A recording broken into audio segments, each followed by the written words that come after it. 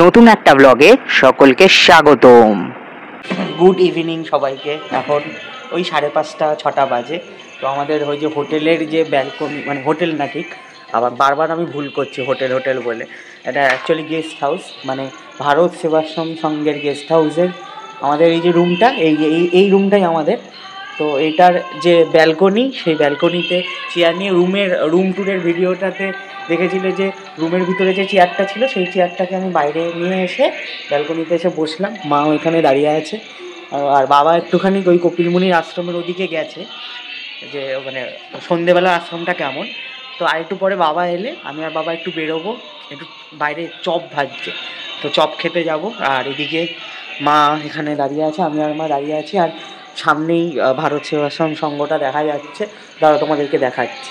এই যে ভারত সেবাশ্রম সংঘটা দেখা যাচ্ছে এখানে, মানে আমাদের ব্যালকনিতে বসেই ভারত সেবাশ্রম সংঘটা দেখা যাচ্ছে।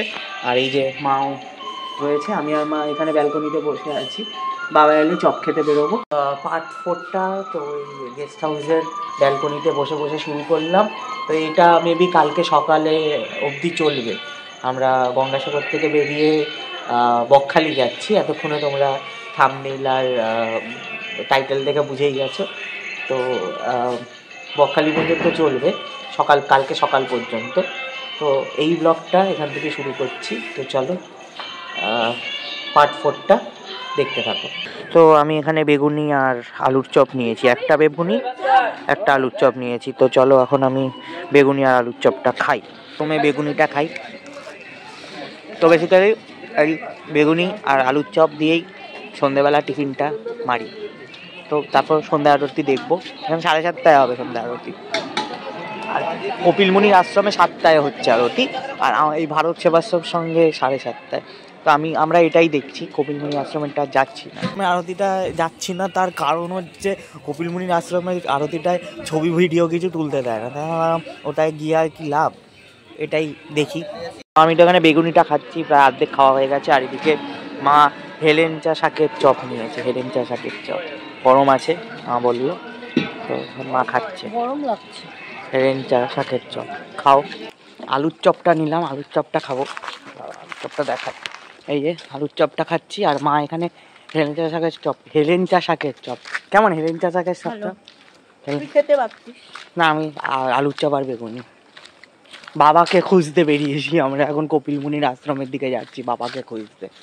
তো এখানে আরতি দেখবো বলে আমি আর মা ভারত সেবাশ্রম সংঘের মন্দিরে চলে এসেছি। তো প্রথমে আমি আর মা বাইরে বসেছিলাম, তারপরে আমাদেরকে বললো ভিতরে গিয়ে বসতে।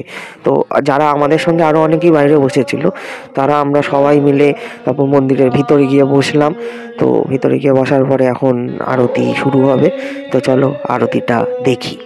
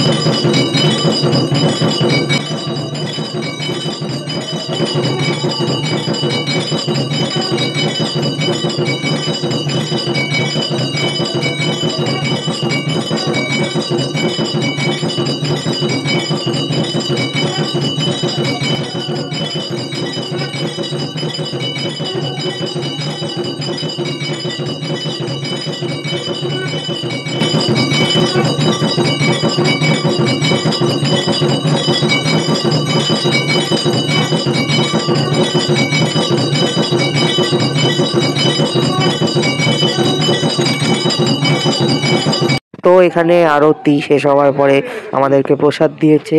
তো প্রসাদটা খেয়ে দেখি কেমন। মাকেও প্রসাদ দিয়েছে, মাও এখানে প্রসাদ খাচ্ছে, আমিও প্রসাদ খাচ্ছি। আবার সেই দুপুরবেলার ওই হোটেলটাতেই চলে এসেছি। তো ভাবছি এখনই খেয়ে নেবো, ওই 8:30 9টা বাজে। তো খেয়ে নিই। অ্যাকচুয়ালি 9টার পরে আর এখানে কিছু করার নেই, সব দোকানপাট বন্ধ হয়ে যাবে, তো তাই খাওয়া দাওয়া করে নিই। তো চলো খাওয়া দাওয়া পরে দেখা হচ্ছে, মানে খেতে বসে দেখা হচ্ছে। দোকানে ভিড় আছে, একটু ফাঁকা হলে তারপরে ঢুকবো খেতে। তো এখানে খাবার দিয়ে দিয়েছে, আলু ভাজা দিয়েছে, আলু পটল আর সোয়াবিন দিয়ে মিক্সচার করে একটা সবজি দিয়েছে। সবজিটা অতটা ভালো হয়নি, আমি তাই ডাল আর আলু ভাজা দিয়েই মেনলি খাবো। তো দেখি সবজিটা একটু ট্রাই করে দেখবো। তো খাওয়া শুরু করি।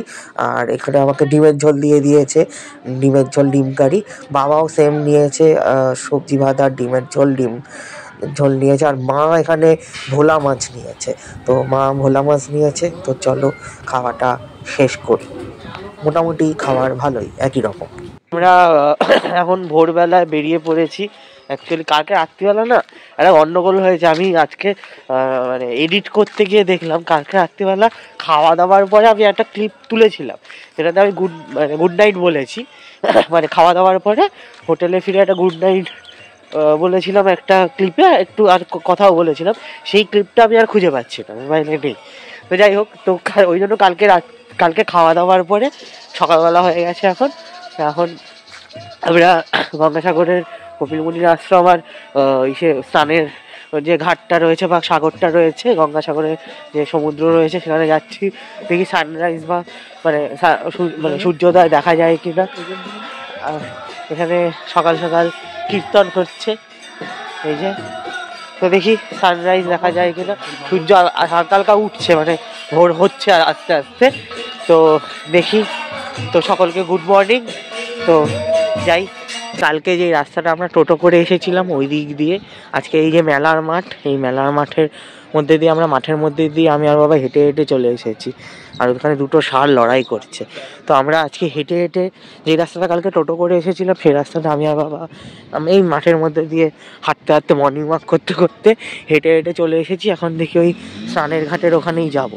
গাইস, এই ভোরবেলা কিন্তু জল অনেকটা চলে এসেছে। আমরা এই আবার স্নান ঘাটের এখানে চলে এলাম।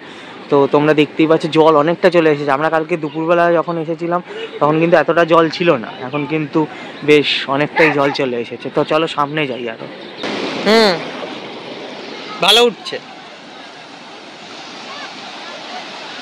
চলে আসো। এই ঢেউটা নেবে নাও।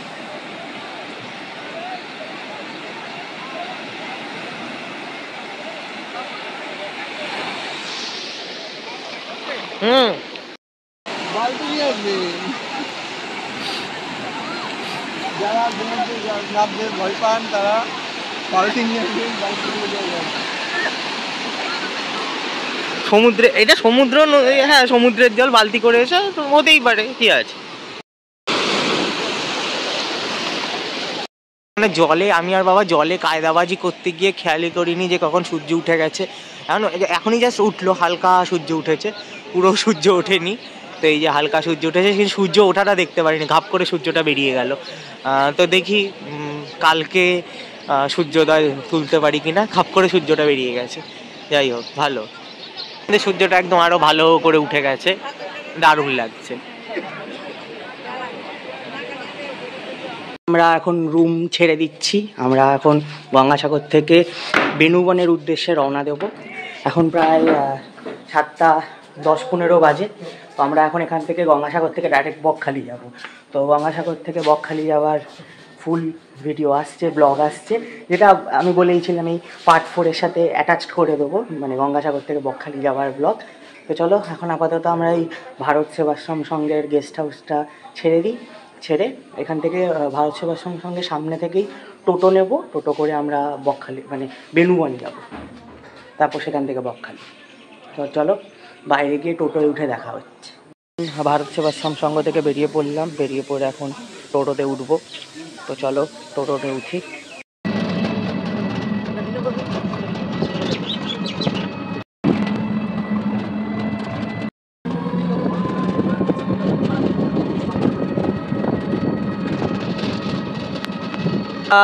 চলে এসেছি বেনুবন জেটি ঘাটে। তো এখন ভেসেলে উঠতে হবে, যে জেটিতে উঠতে হবে। তো এইদিকে যেতে হবে। তো চলো যাই। এখন আমাদের ওই ভেসেলটায় ওটায় উঠবো। তো আমি, মা আর বাবা এখন ভেসেলের দিকে যাচ্ছি, লঞ্চে উঠবো। তো চলো এখানে বেনুবন জেটিঘাট থেকে আমরা এখন ভেসেলে করে নামখানা যাব। প্রায় ওই 45 মিনিট মতো লাগে, মানে 45 মিনিট আমরা এখন ভেসেলে করে নামখানা যাচ্ছি। তো আমরা এই ভেসেলে উঠে পড়েছি। আজকে এর ভেসেলটা একটু অন্যরকম, মানে নিচে এরকম খোপ খোপ কাটা আছে, উপরে জায়গা আছে কিন্তু উপরে বসার জায়গা নেই। আর আমি এখানে জায়গা পেয়ে গেছি, আমি এখানে সুন্দর করে বসে পড়েছি। খাপ মতো রয়েছে, মানে পিছন দিক করে এরকম খাপ মতো রয়েছে, খাপে আরামসে ঢুকে বসে পড়েছি। এখান দিয়ে এনজয় করতে করতে বসে বসে যাওয়া যাবে।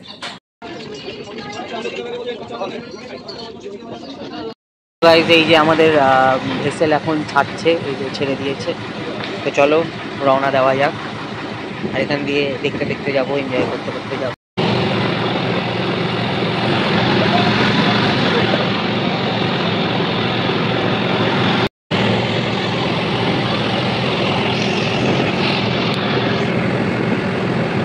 ওই যে দূরে যে সি বিচটা দেখা যাচ্ছে ওটা কিন্তু মৌসুমী আইল্যান্ড, ওটা মৌসুমী আইল্যান্ড।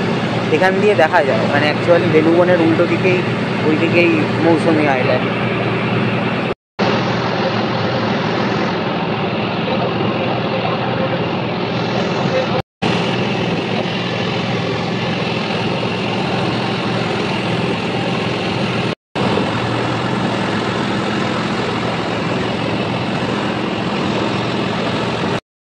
সামনে বসার জায়গা পেয়েছি, পিছনে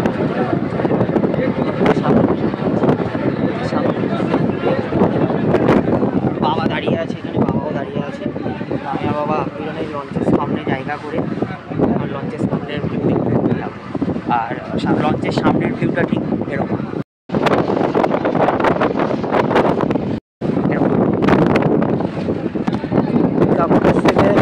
এই ঝুড়ি ভাজা কিনলাম, এই যে ঝুড়ি ভাজা এখান থেকে কিনলাম। এটা বলছে পাখির খাবার, তো আমি দেখি আমি খেতে পারি কিনা, মানে পাখিরা যে খাবার খায় সেটা আমি খাই, মানুষ খেতে পারে কিনা দেখি।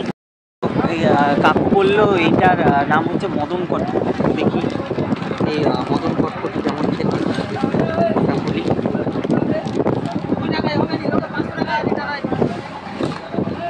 ভালোই গেছে, খাই খেতে খেতে যাই।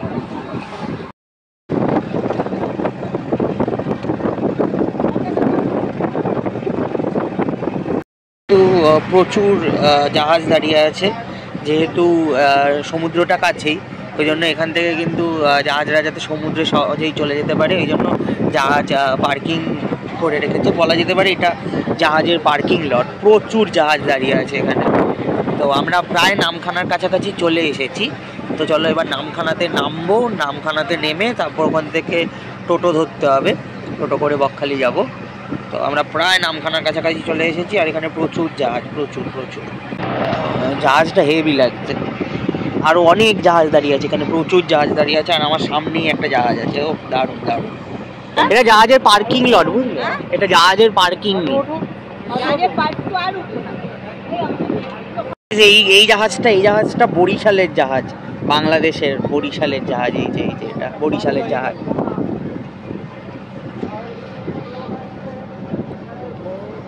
প্রত্যেকটা জাহাজের গায়ে কিন্তু সেটা কোথাকার জাহাজ সেটা লেখা রয়েছে, এখানে প্রত্যেকটা জাহাজের গায়ে লেখা রয়েছে। চলে এসেছি এই যে হাতানিয়া দোয়ানিয়া ব্রিজ, নামখানার ব্রিজের সামনে চলে এসেছি। তো আমরা এবার আস্তে আস্তে নামতে হবে আমাদের। আমরা এখন হাতানিয়া দোয়ানিয়া ব্রিজের সামনে চলে এসেছি, নামখানার হাতানিয়া দোয়ানিয়া ব্রিজ। আমরা যখন বকখালি যাব তখন এই ব্রিজের উপর দিয়েই যাব, আমরা অটো বা টোটো করে এই ব্রিজের উপর দিয়েই কিন্তু যাব। এখন আমরা লঞ্চে করে ব্রিজের নিচ দিয়ে যাচ্ছি, দারুণ মজা হচ্ছে গাইস। তো আমরা নামখানাতে চলে এসেছি, এই যে এদিকে।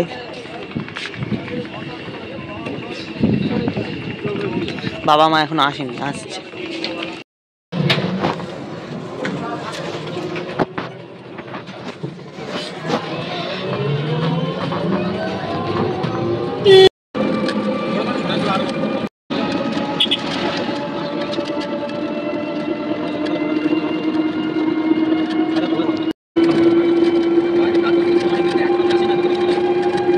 তো আমরা বকখালি চলে এসেছি। তো আজকে এই পার্ট 4-এর ব্লগটা এই পর্যন্তই থাক, মানে গঙ্গাসাগরের ব্লগটা এখানেই শেষ হচ্ছে।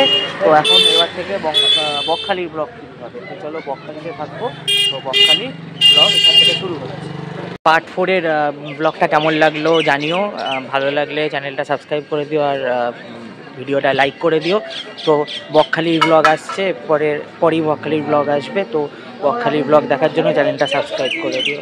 ভিডিওটা ভালো লাগলে চ্যানেলটা সাবস্ক্রাইব করে দেবেন।